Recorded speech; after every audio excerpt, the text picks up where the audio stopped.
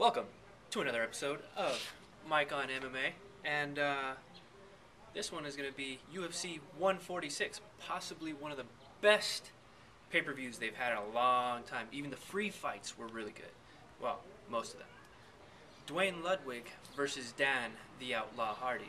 Now this was Dan Hardy's last chance. He's already lost 4 in a row, and if he was going to lose this one, he probably would have got the... And he just so happens to be one of my favorite fighters. And I had my mohawk before I knew him, so that's why I don't have it. I don't have it because of that, not because of him. But my God, it only went 1 round, and I even thought Duane Ludwig is better standing. And he got knocked out with that left hook, that infamous left hook of Mr. Dan Hardy, and got his ass knocked out. And he had a gash on his forehead from an elbow, ridiculous elbow. After that, which was probably the most depressing fight of the whole night, another one of my favorite fighters, Mr. Mayhem Miller, was facing CB Dollaway, and Mayhem was kind of his opportunity if he's going to stay in the UFC or not, and you could tell when he got there, he had a brace on, his knees messed up, and there's not much he could really do, and he rocked him twice in 2 rounds. But then, of course, CB Dollaway, being the little fucking faggot he is, just hold him down on the ground, hold the hurt leg, not going to do anything, not going to go for a finish. He even had him in an arm triangle in the 3rd round, held him in the arm triangle, but didn't go for the finish. Instead, he just decided to just lay on top of him. He just laid heavy and just held him down. Like, what bullshit is that? And then now, stupid Mayhem he got pissed off after the show, and I guess he kind of got into some arguments with some of the employees. But then there was Jamie Varner, who was gone for a long time from UFC. He fought Edson Barboza. Now Edson Barboza is a monster. I actually had my money on Barboza, and I thought, Jamie Varner, he's been around a long time, not counting him out or anything, but I just thought Barboza was going to take him. But nope, he got I believe it was a TKO, or maybe it was a knockout. I don't know. Their definition of TKO and knockout is so off. Yeah. So, I don't know. They said it was a knockout, but I believe it was a TKO. But the finish was kind of like, Jamie Varner won, but the only thing that you can really contest about that is he held onto the cage the whole time as he's hammer fisting his face. He could have bucked up, he could have grabbed a leg, and he could have got out of it. So they called it, but at the same time, I think it was bad reffing. But then again, Diego Brandao and Darren Elkins, that was a really good fight. I thought Diego was going to take it, but he's tough.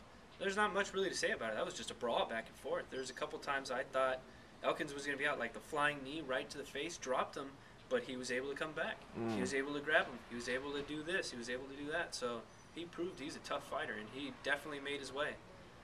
Now we're on to the main card, which was all heavyweights.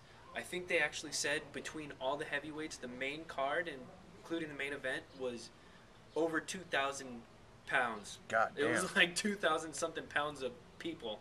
The first fight was LeVar Johnson and Stefan Struve. Now Stefan Struve is 6'11", the tallest, lankiest white guy you'll ever see.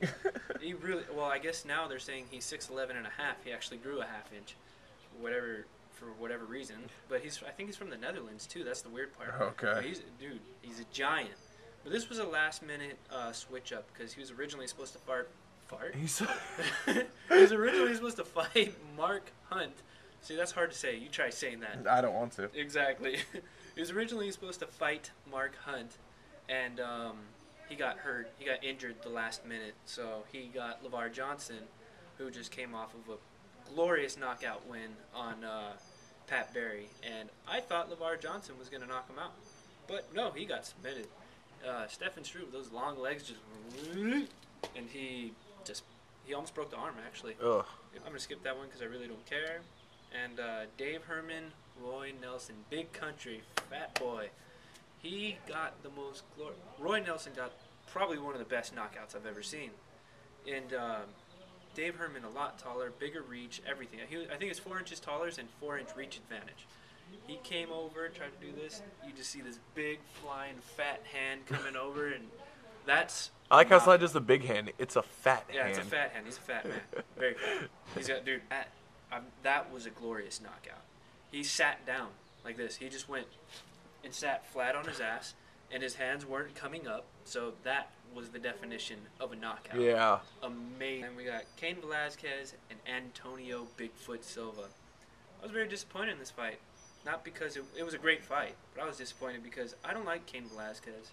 I don't like him at all. Because, you know, he's got the brown pride tattoos. To me, that's prejudiced. Yeah. I don't care what race you are. Racist if you have bitch. any type of whatever pride, you're a racist. So I don't like him whatsoever, and I want him to get beat all the time. So unfortunately, he's really good, and he beat the hell out of Antonio Silva. There was blood, literally a pool. Ugh. I haven't seen that amount of blood in a long time. Like that. Junior Dos Santos and Frank Mir, the main event. Now, I had a lot of high expectancy for this. Originally it was supposed to be Alistair Overeem, but you know, little steroids kind of won't let you fight. He didn't pass his wellness policy?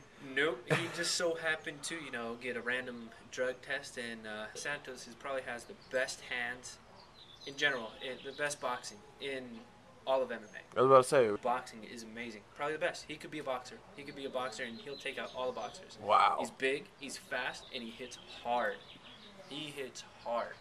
And Frank Mir, he's very good at wrestling. He's good at striking, but when it comes to other decorated strikers like that, he's better off going to the ground. Seeing that, he only broke Junior Dos Santos' mentor's arm in his last fight, snapped the shoulder. Oh, it was disgusting.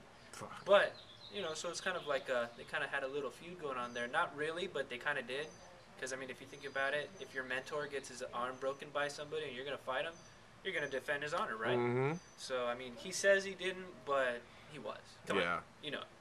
But, my God, Frank Mir went for one takedown, and the rest, he was trying to kick out those legs so he didn't have as much power. That didn't work. He got the shit beat out of him. His face. That's pretty much it for UFC 146. But, my God, if you haven't seen it, download it, watch it. I don't care. One of the best UFC pay-per-views there was. And that's it.